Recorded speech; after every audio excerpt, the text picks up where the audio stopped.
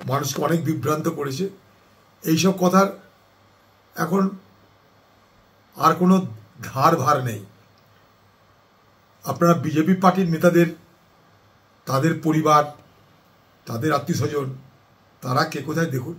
এটা একটা political family, এটা একটা পলিটিক্যাল ফ্যামিলি, আজীবনের পলিটিক্যাল ফ্যামিলি। এটা আজকের না। গান্ধী পরিবার যতটা না পরিবার, তাতে একটা পলিটিক্যাল ফ্যামিলি। ভারতবর্ষের স্বাধীনতার সঙ্গে যাদের যোগসূত্র, যাদের সম্পর্ক, তো গান্ধী পরিবারকে তাই আমরা বলি কি গান্ধী পরিবার একটা প্রতিষ্ঠান। সেটা একটা গোটা পরিবার এবং সে পরিবারটা একটা প্রতিষ্ঠান। Gandhi family is itself an institution, এটা একটা প্রতিষ্ঠান।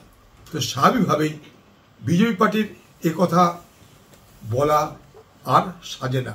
সে এই মুহূর্তে নির্বাচিত জনপ্রতিনিধি হিসাবে পার্লামেন্টে প্রবেশ করেছে।